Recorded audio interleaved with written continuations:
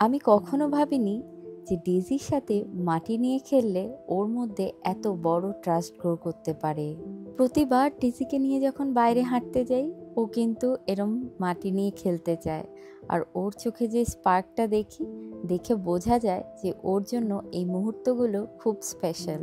আর আমি যখন ওর চোখে এত আনন্দ দেখি, তখন মনে হয় ওর মতো ছোট হয়ে গিয়ে ওর স্বাদ দিই।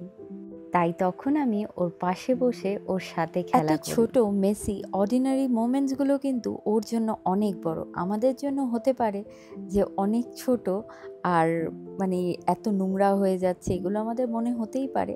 কিন্তু ওর জন্য কিন্তু এই মোমেন্টসগুলো অনেক স্পেশাল। কারণ এখানে এই মাটির গন্ধে, এই হাসিতে, এই ফ্রিডমের মধ্যেই ও কিন্তু ভালো ফিল করে। ওর বেড়ে ওঠাটা সুন্দর হয়ে যাচ্ছে। ডেজি যখন খেলার মধ্যে হারিয়ে যায়, কোনো রুলস নেই, কোনো রাশ নেই, শুধু তার কিউরিওসিটি, আমি তখন ওর পাশে বসে থাকি, কোয়াইটলি সাপোর্টিং হার।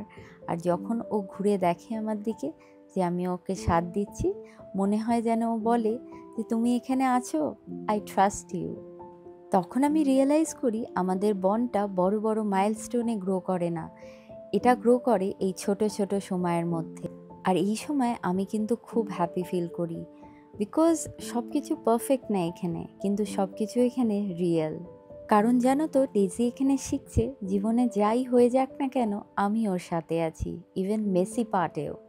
আর এই সবটুকু দিয়ে আমরা আমাদের মেমোরি বানাচ্ছি, একটু হাসি, একটু নোংরা হাত, আর অনেকটা ভালোবাসা। আর অনেস্টলি আমি কিছুর সাথে এই মোমেন্টসগুলোকে এক্সচেঞ্জ করতে চাই না। কারণ এই ছোট ছোট মুহূর্তগুলোর দ্বারাই ডেজি শিখছে যে ট্রাস্ট কাকে বলে। আমি হয়তো ডেজির জন্য সবসময় অনেক বড় কিছু করতে পারি না, কিন্তু এই ছোট ছোট আনন্দের মুহূর্তে ওর পাশে থাকতে চাই।